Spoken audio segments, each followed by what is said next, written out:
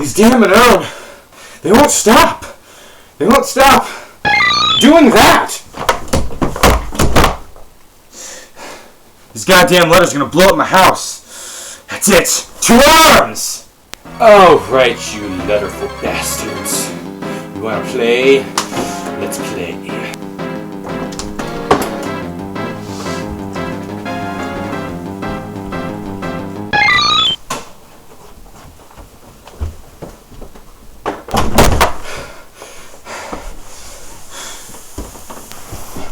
By Arceus' beard, these things are demonic! The truest of that, my son. Who said that? Up hither.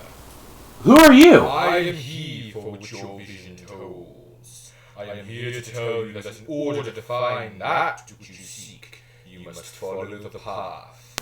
Path? Path of what? The path that has been laid before you in the unknown vision. Follow it. You want me to watch Keeping Up with the Kardashians and look at pictures of cute puppies? What? No, you fool! From deepest space and longest time, his arms have shaped all that exists. From the beginning Alpha and the final Omega, his eyes will watch over all. In truest state, he is unfathomable, but in weakest form, he is almighty. He is the original one, and bearer. So, is this gonna be a whole spiel, or are you gonna get to the point? It is Arceus! It is Arceus, the Alpha. It is he who is the beginning of the path that will lead you to what you seek. So, you want me to make a video about Arceus? What? No! Well, yes, but... Wait a minute. Are you Arceus? Look, here's the deal. I'll make you a video if you get rid of those Unown. Fine. Okay. It's a deal then. Just like with all cultures, the people of the Pokemon world recognize a being who supposedly created the universe and everything in it. But contrary to the ridiculous junctures posed by the Pokemon community, Arceus is not recognized as a godlike being in the Pokemon world. Well, no Pokemon is actually. Just like beings of our myths and legends, Arceus' status as a god is purely speculatory and based off of the old legends of the Sinjoh region. However, it does have strong ties to many pieces of the Pokemon world, apparently having created Dialga, Palkia, Giratina, and the Lake Trio, along with having connections with the Unown. So today, let's talk about one of the most controversial Pokemon of the Pokemon world, and perhaps one with the most disputed amounts of name pronunciations, Arceus.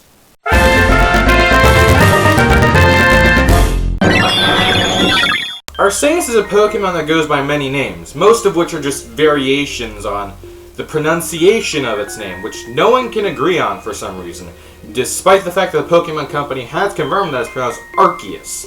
But come on, we all know Arceus is the coolest way to pronounce it. Aside from those names, it's been referred to as the original one in Legend and the Alpha Pokemon in the Pokédex. Now, while Arceus is a pure normal type, it possesses the ability Multi-type, which allows it to change its type depending on which ancient plates it's holding. But can I just say, for a Pokemon that's widely venerated as a god, you'd think it wouldn't have an ability that's completely useless? However, the thing about this ability is not only does it allow Arceus to take up a new type with new advantages and disadvantages, it also changes the typing of its signature move, Judgment. Obviously, there are already some biblical things being thrust in our face with the whole Judgment thing, but that's a different topic for later. Now, Arceus' design has garnered a lot of criticism ever since its introduction, spawning names like Lamagod or Lamagod stuck in a hula hoop, etc. However, I personally believe the design is perfect for what it is. Not only is it simpler than most of the other legendary designs of Generation 4, but it also still evokes a presence of power. Thank you! Oh, no problem.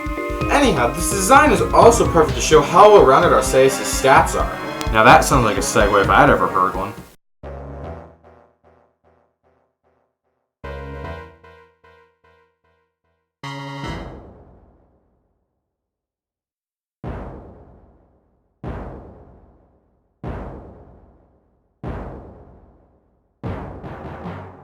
In battle, Arceus' stats are perfectly equal, having a base of 120 on each, rounding out to a solid 720 stat total, which is the highest out of any normal type Pokemon and any other Pokemon that does not possess Primal Reversion or Mega Evolution.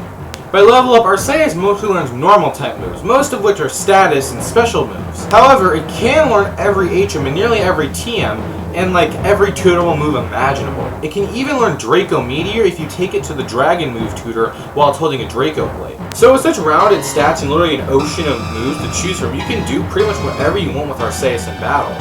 Of course, the best place to see Arceus show off its power is in the anime.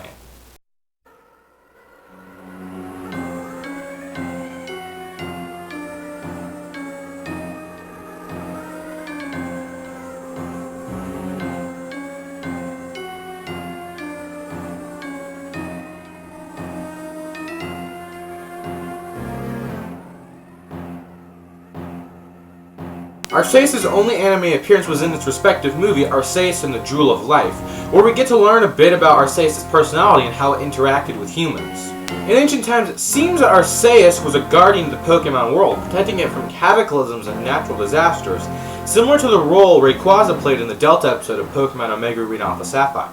In the film, we also learn that Arceus does not take too kindly to people not repaying him for his debts, as when he was betrayed by What's-His-Face, who helped him gather the Type Plates, which we also learn that he gathers life force from, he eventually decided to seek revenge however many years later. Okay, look. I haven't seen the film, and I don't think all those little details are all that important. We're just here to learn the essentials. Anyhow, what I'm getting at is if Arceus is betrayed by a man, he'll unleash his judgment. You know, like God parallels and stuff. Anyway, let's talk about it in the games.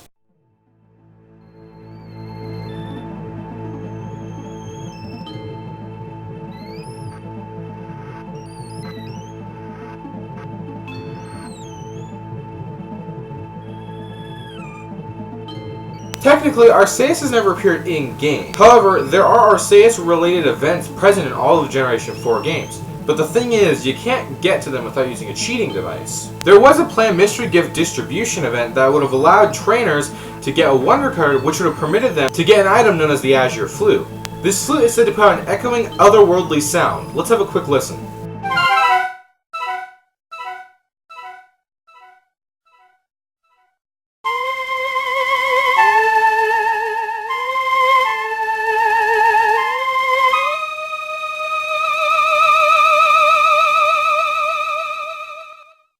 Apparently, this chilling tune will only resonate from the Azure Flute on a special tile on the Spear Pillar. This tile is located just outside the exit of Mount Coronet, and on it is an engraving that resembles a flute, but not the Azure Flute, just a regular flute.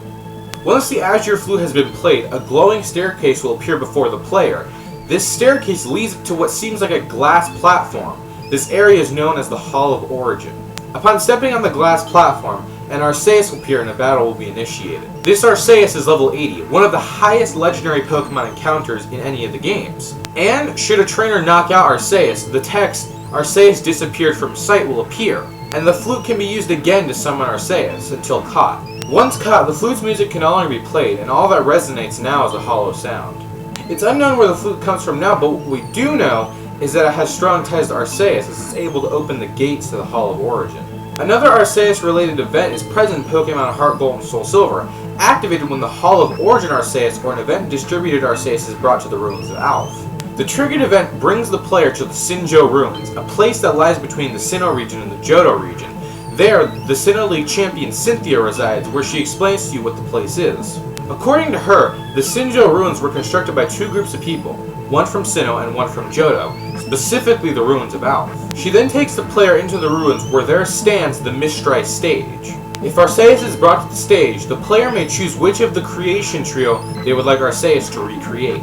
This action can be repeated if another event-related Arceus is brought to the Mistrai stage. However, it can only be done twice, so one must choose wisely.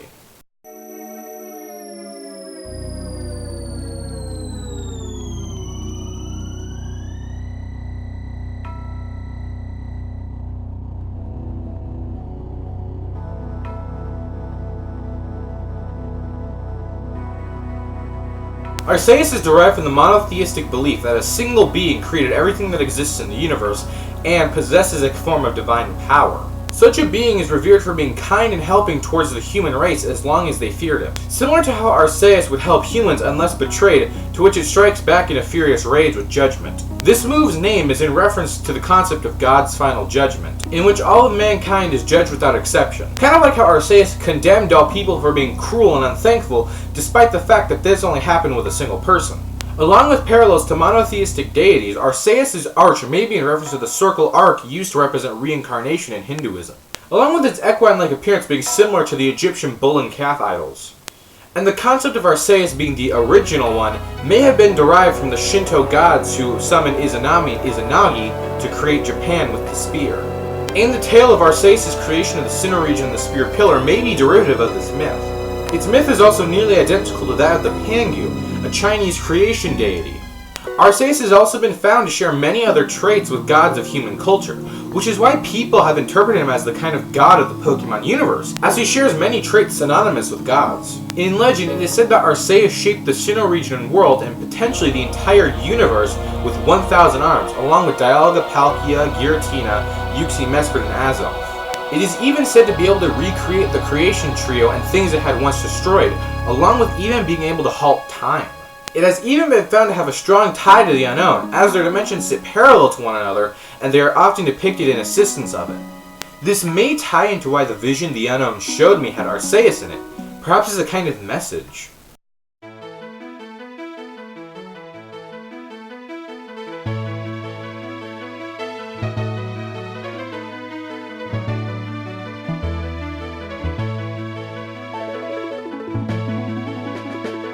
Arceus was said to once hold 1,000 arms that allowed it to bend reality and shape the universe. However, in every depiction of Arceus, these arms are never shown.